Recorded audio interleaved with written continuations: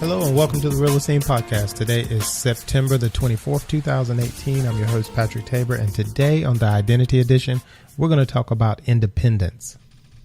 If you're accessing our podcast through any of our providers, Stitcher, iTunes, SoundCloud, iHeartRadio, Spotify, or Spreaker, please subscribe so you can get a notification when we make new ones available. If you'd like to listen to any old podcasts or get a copy of our book, Real-Esteem, Finding Your Identity in Christ, please visit us at enith.com, EYNIITH.com.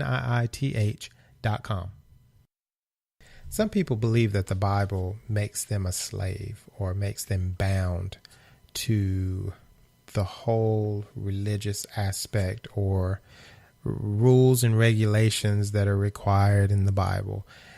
Some people believe that this kind of entraps you or encases you and keeps you enclosed and separates you mentally from the world so that you don't know what's going on or that you're oblivious to the way things work in the world.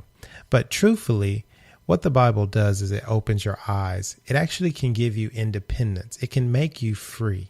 And that is the goal. You know, if you really read it in context and you don't have an ulterior motive when you begin to read it, if you're kind of open-minded and just try to see what it says, try to do some research on the commentary as best you can to try to find out what it may mean and talk to people who can really break down what the Bible is for.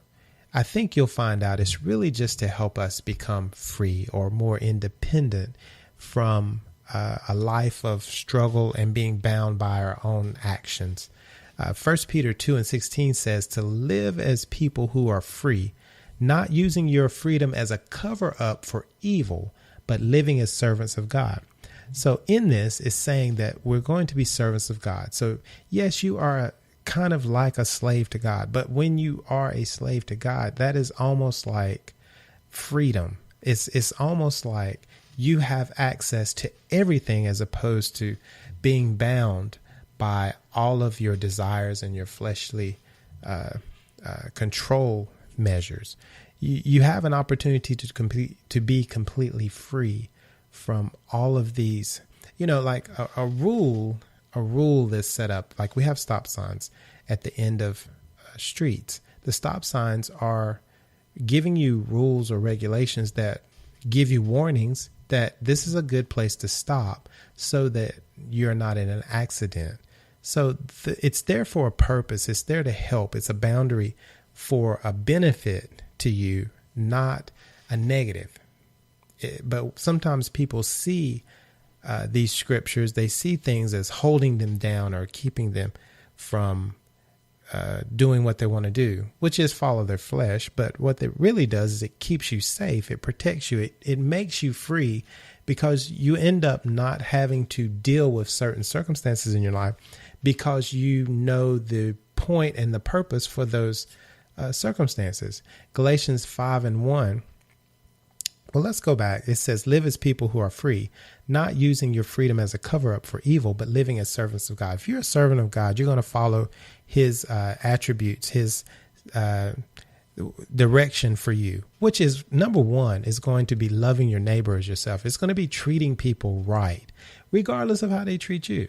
It means that you're going to be helpful and supportive. You're going to try to do excellent work on your job. You're going to try to be supportive to your family and friends.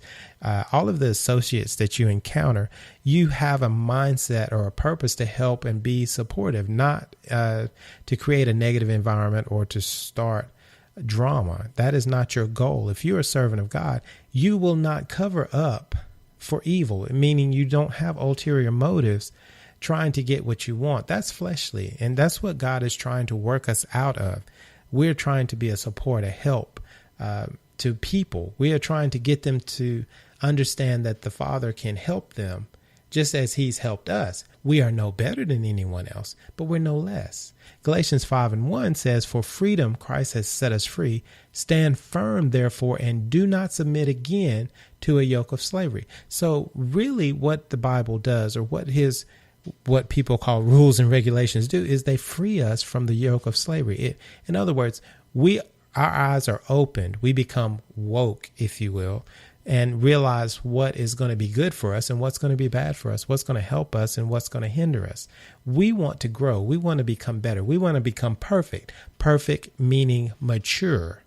Not perfect meaning we never make a mistake. Not perfect meaning we're better than anybody. Only perfect in the fact that I'm mature. I do not have to argue or fight or do things that are going to cause a negative reaction. My goal is to help, to be a benefit, to be a support, whether it's my family, my job, friends, neighbors. My job is to be good and to be a support and help. So I have to spend all of my time working on myself to get myself in a mindset to do good, as opposed to what my flesh or what my body wants to do all the time. 1 Corinthians 14:20 says, brothers, do not be children in your thinking, but infants in evil, but in your thinking be mature. So we can't, like a baby cries when it doesn't get what it wants. There's grown people who do the same thing. They cry when they don't get what they want. They do it in a different way. They don't do it like a baby, but they do it in a way that's really immature. And so if we've been freed from a yoke of slavery, we should not submit ourselves again to it. In other words, you shouldn't be acting like a child when you are an adult or when you are mature. There's no way you can do both. You're going to be one or the other. So if you are free from the yoke of slavery, then you're not allowing your flesh to tell you what to do. You're allowing God and his word to tell you what to do or to guide you. 2 Corinthians 3:17 says, now the Lord is the Spirit, and where the Spirit of the Lord is, there is freedom. Talking to him, spending time with him, reading his word, trying to figure out how this world works and how I'm supposed to operate in it. God, what would you have me to do today? How can I be helpful to those around me today? How can I be a support?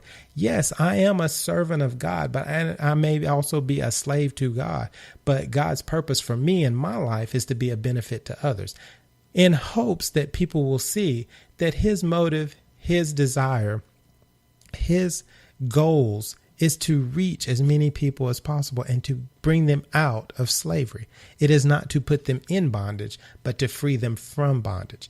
The problem is most people don't realize that they're in bondage. They think they're free.